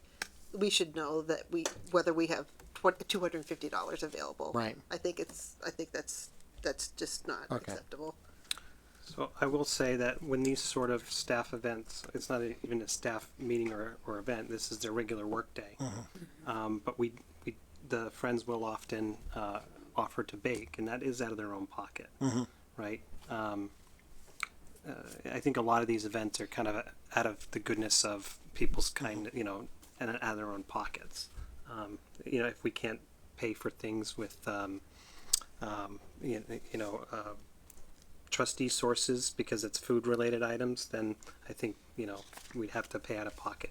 And if I need to put my staff appreciation money forward to this, I'm happy to do that. I just feel that not a lot of people are going to be able to benefit from, I feel like my generosity by putting some money forward.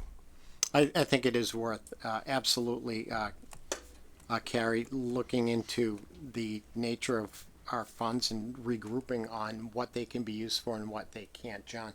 Sorry, I don't mean to drag this out further, but I just want to be clear. My thought was that we do pay it out of pocket, and then if we do have a funding source for this, and that's what we originally kind of wanted to do, is use a funding source for this.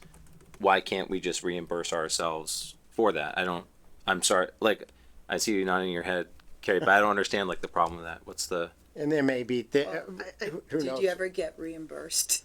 You have to fill out a big form, right? It's like really kind of crazy, but. Okay, no, that's why I wasn't aware of like what the problem with that was. And I absolutely understand your concern and regarding how do we not know what funds are restricted and what's not. But it sounds like we're at that point and it's an opportunity to figure that out, and that we can still appreciate staff in any different ways, and number of ways, but with more notice. I mean, as much as the timing stinks, I think that's the way we should move forward. Dr. Teixeira? I don't, to John's point, I don't think that we could vote to make any of the board members pay out of pocket. Anything that we've correct. done like that has been, just if you want to. And there's usually somebody on the board in the last few years, I know it's been Aaron very generously putting those kinds of things together. But, and all the funding sources and that stuff, Beth usually kept meticulous records. So maybe now that we see if someone steps out of the role for whatever reason, there's should be somebody on the board that kind of has more of a pulse on our different funding streams. But either way, I think that we need to table this until we get some answers, because I don't feel comfortable making any sort of vote or decision. Are we in agreement? Are we in agreement then? Is as painful as it is, are we in agreement to do that? We can fast forward the list of what funds are available and what aren't. And so by consensus, we're all okay with tabling this and moving on to the next agenda item, but revisiting this at some point in the near future. Yeah, I wouldn't table this. I would pass over it, That's what I meant. but with I'll with an pass over. opportunity to have a staff appreciation. Yeah, of and maybe I'm interchanging those words, but in other words, passing over. this opportunity. All right. All right. All right. Library Trustees Authority. This is a placeholder. It's talked about appointment evaluation contract. Really, it was during our last meeting about the putting wording together of different contracts that NBLC and other towns had. And Dr. Teixeira, I had not reached out to you to get together to go over this, but you said you'd be available 1 or 2 nights next week to really Yeah, hash this I over. have pulled some things for us to be able to go over, but yeah, I sent you the dates next Okay. week that I'm available if they work for your schedule. Well, we can connect offline about that. Yeah, and I think there's enough information between different towns and how between different towns and the templates that MBLC had to come up with a draft. Yes. So, I'm not sure if this is exactly the right place, but I'm not really sure where else it would fit. Sure. So, I think that we should consider having an assistant library director. I think, I'm not sure if we did have an assistant library director, if that person would also be report to the board, or if that person would report to the town administrator. So while you're doing your research, if we could look into that. If we are going to go that route of having an assistant library director, of course, we would need to fund that. That would be something that we would need to budget. I think that that's probably not realistic for this coming fiscal year. And so it's a good point. I think that I will pay attention to the idea of reporting mechanisms as a sort of backup. And with Sorry, with point of primary- order, was yeah. Carrie done? I would, yeah. Okay. Yeah, in other words, I see her right here. You kind of, I may have more of a feel of the conversation being 5 feet away from her. Yeah, thank you. I think. It sounded that you, on our end, it sounded like you were both talking at the same time. That's why I was Carrie, asking. did I cut you off? No, I don't think so. All right, Yeah. good. All right. No, I appreciate the concern. But yeah, in other words, I just, and pardon if I'm trying to move the discussion along. But the primary thing will be the wording of a contract, but also keeping in mind reporting issues that do arise with assistant directorships. So I'll connect with you, Dr. Teixeira, offline. Walkabout, and I'm gonna respectfully, John, request that we kind of high Yeah. level. Yeah. Yeah, it'll be short. Awesome. Thank you. I was trying to share on Zoom. Can I be given permission to share on Zoom? Yes. Is someone able to give me that? Because it says only the host can share in this meeting. I am the host. Okay. You, I can put you in the waiting room? No? Do I have to make him a co-host in order to do this? I think. Maybe. All right, Sounds promising. here you go. All right, you've been assigned co-host. Share. Oh no, that's not right. Let me see if I share my screen here. I'm on my iPad, which we'll see how this works.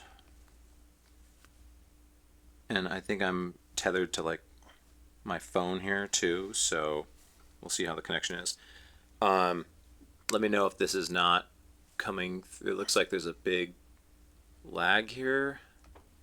Oh, so maybe that's why Stephanie thought it got cut off. Well, that's probably more because I'm on 2 bars of internet here. But nothing's, yeah, there's nothing that big of a deal, I think, and nothing that new from what I've talked about before. This is the roof. There's basically some flashing that's kind of peeling up. It doesn't look like it would invite water or snow or ice in. Same thing on the other side. I think I brought that up before. The water panels that cover where the hoses connect, they're open, and I don't know if we want to like shut them for the winter or have custodial shut them for the winter. On the side, I think it's like the Upton Street side, it looks like there's a trim piece missing under these windows. I think I had brought that up before. It still looks like there's trim pieces missing there. I don't know if they were never there. I don't know if there needs to be one there. I don't think it's a huge deal, but it's probably just not ideal. So John, Yeah. Takes care of that. we don't know what you're talking about because we're still on the first photo. Yeah. So, again, these are. I'll stop and maybe wait for it to catch up if there's something that's really important. These are all things that have come up before. Yeah, that's So, questions. again, I don't think they're super critical issues. The water is a good point though, because Yeah. we're getting freezing temperatures. Yeah, there's just the panel that cover the hose outlet. That's all it is. I think there's just like a spring-loaded bolt thing you can screw in. So I don't think, I think if we tell custodial to do it and they have time, then they can just go around and do that until the spring. Yeah. I don't know how important that is, but one thing I did notice that's kind of new on the Upton Street side. Again, you're not gonna be able to see it right away here, but there's some like algae growing on the roof from presumably where some water is running down. The pictures up right now are of the missing trim spot underneath the windows. Sorry for bouncing around a little bit. There's a picture of the new chessboards. I just figured I'd show a nice picture of that. I'm not trying to steal your thunder. I was there, so. John, would you mind just commenting on what's popping up on the screen? Yeah, Right, we'll 'cause- try that. I'll keep swiping and then I'll just Yeah. comment as we go along here. So that's the missing trim. See, there's like that couple inch gap there. Again, it's on a downward slope. That's the algae thing I was talking about. You can see that greenish streak there. It's only in that one spot and kind of on the other side too. I don't remember seeing that last time, like at the beginning of the summer maybe that I did the walkabout. So yeah. There is one issue, which I didn't really kind of notice even until just now. There's the half semicircle window in the historic reading room, I think. On the inside of that, there's a white wooden panel. It just doesn't look that good from the outside. Like there's weird like staining or something on the panel. So maybe we can have that looked at or repainted or something eventually. You mean the large print room? Do you mean the new print room? No, You- the old the old building. So there's two on either The side, circle? right? Yeah, Uh, I think there's the two on either top. side. So on the long ends, on the ends, there's Which side of it is it? the one facing Upton Street. Okay. So if it ever comes up, yeah, there it is. So you can, and also Oh, you can yes. notice in the center there, one of the panes of glass is missing, I think. But you can kind of see that the wood under there just doesn't look great. There's also that peeling piece of trim there. I'll keep going. Underneath this, there's that weird electrical outlet still hanging down. There's a. I'll just skip over these until I find something. There was one thing I looked at the window from the front of the building, so the old part of the building rather, that faces the common. There's a window down low, and I don't know if I just didn't notice it before. It looks like it's just filled with insulation. I presume that's because it's essentially underground and it's not really a place where people go anymore. Like it's not part of the, main part of the library. So I just thought that was weird when we see the picture come up. Really odd one when it comes up. The HVAC system on the roof doesn't look level. It looks like it's at like a couple degree slant. So, yeah, this is just a shot at the front of the library. Beautiful. Very pretty. Just a nice picture. It was a nice day. Love it. I'll keep going here. That, How many more slides do you have? Probably like 20, but we can skip over most of them. So that's the installation. It's just like filling that window. It just looks kind of odd. That's all. is that on the right corner, an electrical? bottom right corner? If For yes, facing the building, that's the sprinkler room. yeah. It just There's a have wall there inside, so the other window has a screen in front, so it's not as noticeable, but this one Okay. doesn't have a screen. Okay. Let's see. I'm surprised this is so slow, but I can email out a link to all these pictures. Awesome. There's nothing really major here. There's like another piece of missing trim. And there's pictures of the carpet if they ever come up. That's the HVAC unit. You can't really see it from this picture, but again, if you were to zoom in, you can definitely see there's like a couple degrees that it's like, I don't even know if it's like really leaning, but that's the teen room carpet. That looks good. It looks better in this picture than in real life. I will I can see absolutely. stains all over. You can see it, yes, but Brownish it really in does look person. like the iPhone magic here did a good job of making this look better than it Oh, actually that is. small table. There's one table. I think they Yeah, have two. but of them. so I will point out in relation to the drink issue, it's not just here. It is like kind of all over the teen room, as Debbie can attest to. So they have tables in the rest of the teen room, and it's still happening there. Maybe some other kind of cup holders or something could work there too. These things, I love them. Maybe we can use the 3D printer to make little holders for them or something. I don't know. That was a project an intern did, and I don't know why we're put up with painter's tape and everyone's just busy. And every time I walk by one, I go, that needs to be attached to the wall in a more Yeah. nicer fashion. And then I'm on my way to do something else. Yep. Yeah, because there's other laminated things that are not attached with painter's tape. They're attached with like some sort of backing thing. So, this was the clock. So Willard House. yeah, there's other pictures. But I think we can see up. There's a missing piece of trim there, but I think I can. That's we know what that is. Yeah. Okay. It just the trim's just been falling off randomly under some of the windows. That's Okay. That's the second window that's happened to Okay. upstairs. Yeah. So I think we can cut it off there, Roger, and we can move on. I know. Finger burger. And I know how long it takes for these walkabouts, but I can't ignore as chair that, moving the meeting along and everything, but that would be great if you could, email them to us. I'm telling you that you do an awesome job. I wouldn't have caught like half this stuff.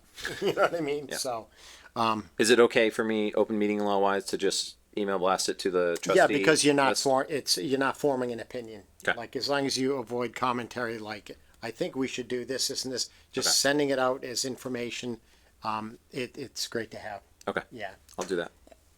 Yes, I have Dana. a question. I mean, who's going to take care of all this stuff? It's a good question. So what have we done in the past as trustees for the walkabout, right? So I think a lot of it, we've discussed with the director, and she usually has commentary or action items on a lot of it. Okay. I don't know if that was ever appropriate, but that's what we did in the past. Yeah. I was not taking notes on that because I'm going to go back to the That- video to get a list, and I think that is something we've discussed with me taking on a lot of additional duties too. It's you can see how things do fall through the cracks because something's a priority, and we needed to glue that piece of trim back on, and then something else big happens, and Right. and it's just a matter of going through, and that would fall on me as an admin assistant to go back through these. And I've been better some months than others about sending out action items from the meetings as well, but some, I appreciate those The action office, items. it comes They're from it. very welcome, by the way, because it's easy for us to forget. Carrie? So I would suggest maybe having a punch list with priorities because I think a lot of these things are cosmetic. There's some things that might be a higher priority than others. You can't do everything. Like it's just not possible. But if you could, maybe create a listing, and then try to address them, prioritize and try to address the higher priority items All right. sooner. But then that goes back, who does what Debbie tells them needs to be done? Is Well, I this think our it's a starting custodians? point to have at least a punch list Yeah. categorized and then trying to land on structural integrity issues or priority issues in that way. And then tackle it after. Yeah. Not kick the can down the road necessarily, but I mean, it's great that, Debbie, if and when you can get to it or continue that along that path to whether it's an Excel or shared doc or something like that, having that sort of running list, that'd be great. And then, yeah, John, you'll email that to us. Thank you so much. New business, I had put this Stephanie as, has a comment. I'm sorry, Dr. Teixeira, I didn't see that little yellow hand on the screen.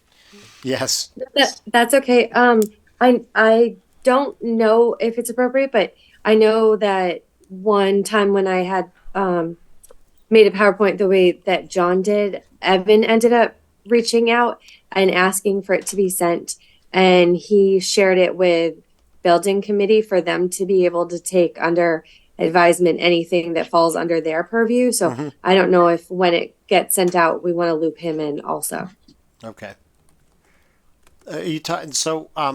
Thank you, Dr. Teixeira. Debbie, would that be William or Evan? William's kind of like the point person for that stuff? Okay. Building issues, yes. Yeah. All right. Thank you. That's a good idea to include him. All right. Under 5, new business. I put this on. It's actually semi-annual mass conflict of interest training. It's one of those things that if the clerk's office doesn't remind committees, there's two things aside from the open meeting law stuff that we sign off on. I think it's within 60 days of being appointed or elected. There's this link that you finish this conflict of interest training with the state. It's like 90 or 100 questions. It's a real pain, but it's worth it. It's not like a 10-minute thing. And then thereafter, it's every other year. And so I'll send everyone the link for that that the clerk had sent to me. And at some point in the near future, if we could all be up on that, what ends up happening is that Attorney General's office comes down to the town clerks and says, hey, how's everyone doing on conflict of interest training and receipt of open meeting materials and all that stuff? So this is also not only a good idea to go through this exercise, but it's also a checks and balances that we're eventually going to need to face. So let's be proactive about it. So again, it's semi-annual. So I don't know when the last time we all have done that, but I'll candidly say that I'm not up to date. So I will do that in the very near future. So, so policy update, Aaron. So we've been unable to have a quorum over the past, I want to say 6 weeks. We had 4 members, but I will say that to have an effective meeting, we're really waiting on some policies to come back from legal, because those are the ones that are should be ready to go for board approval very soon. Aaron, do you know whether or not there's going to be any delay or is any delay in that we're now in a transition to a new town attorney? I don't know. Yeah, I hadn't heard that. so we've transitioned. We had a that. town. Yeah, our town attorney is Jeannie Kramer is no longer our town attorney, and the town is transitioning cases, and so the select board appointed. Vote on a new town attorney. So I don't know if that's going to cause any delay. Yeah, we might need to start over with the new person. I didn't know I that. don't mean to laugh, Yeah, excuse me. you're right. No, it's You can laugh. laughable at some point. Oh my God. All right. We're all Okay. trying. That's going over my head. You don't need No, to. we just we can't believe it All right. because So, they're gonna have to start again probably. so I just don't wanted need to to point laugh. that No, out. we don't have that many that we're It's a couple, that we're I waiting on. It's just a Right. few. Okay. Yeah. Right. So it usually was Ginny though. When you referred Yeah. to the town attorney, I don't think we had actually mentioned her specifically, but because I know we have labor council too. But all right. So Yeah, there was, and then there was one other item regarding deliberation of providing feedback to the policy committee chair, right? Yes, If that was a form of deliberation. I sent you an email on that. Yeah, I know you sent it at middle of the day today, so I I know. haven't had an opportunity to read it thoroughly. But because there was a lot of information they were addressing there, Yes, I think I got to the meat of what the question was. right. And it was if everybody sends feedback to the policy chair, then that might be okay.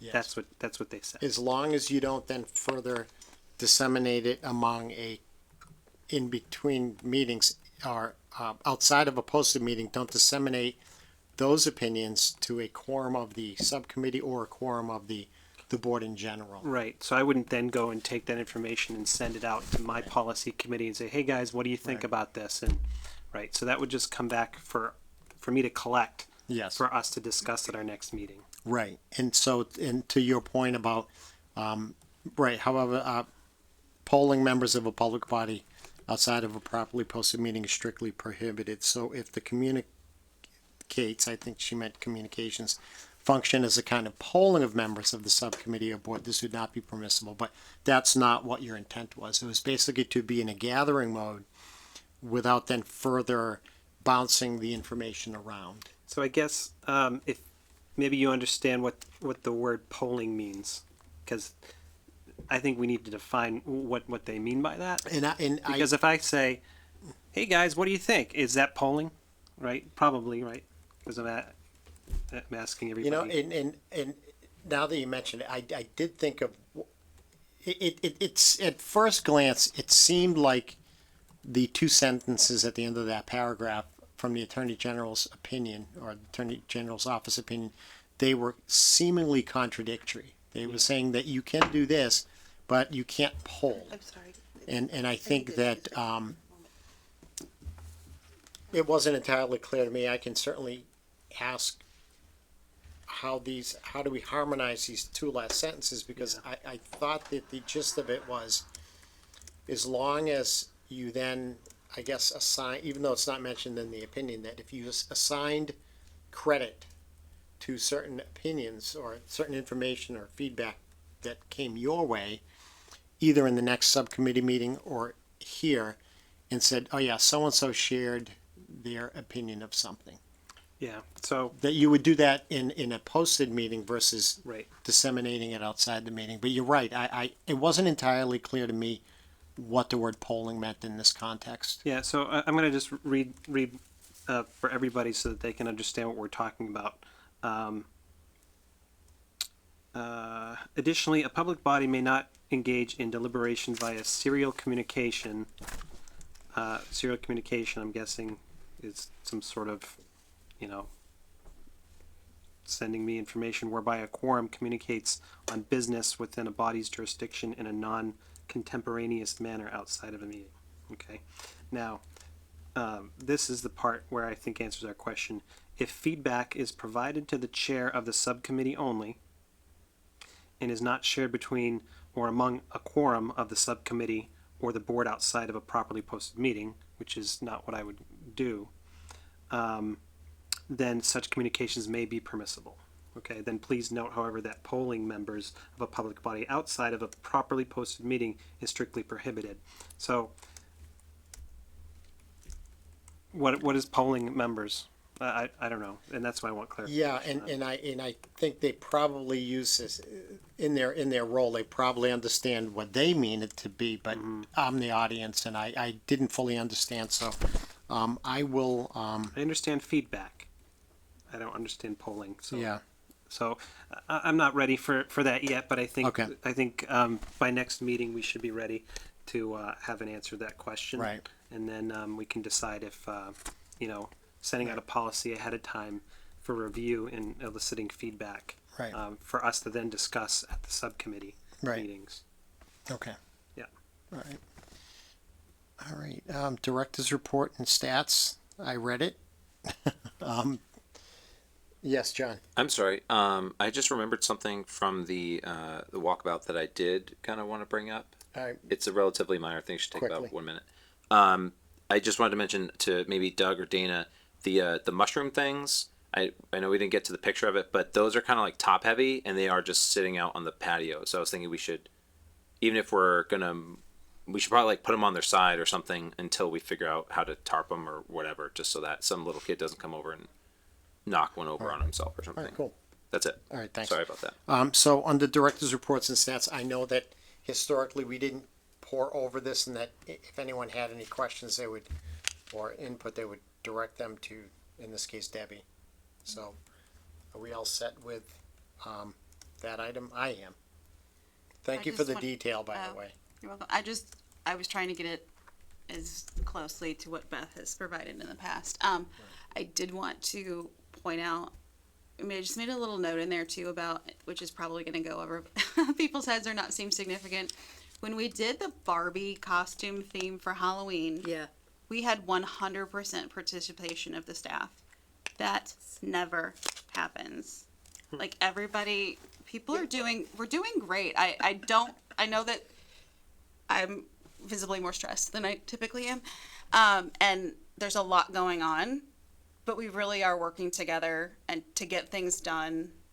Everybody's everything's moving along. I know there's probably a concern since the director's office is empty and an interim wasn't appointed, but things are not falling through the cracks. Things, everybody's moving along, and some people have had inspiration to do things like that, and everybody's kind of gotten involved, and I've been told that's never happened. So Thank you for saying so, because that's certainly our concern as a board, to make sure that things are still operating in the absence of a director.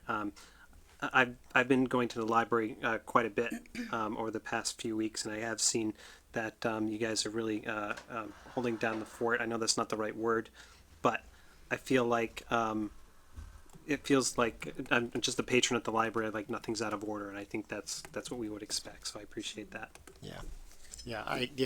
I couldn't agree more with Aaron about everything being so, just everyone has just hopped on board, and really, assumed all sorts of various roles, in many instances above and beyond what they've been used to. So, Especially Debbie. yeah. But that's at all levels. That's Yeah. town administration being more available to us. That's department heads meeting every week Sure. and working together. And as soon as there's an issue, like I mentioned last month, we had a staff member in a very unique position leave. Immediately meeting together to solve problems. Okay. And that's just been what's keeping everybody going and keeping the ball rolling. Yep. On all levels. So public input. Did you have a question, Doug? Or?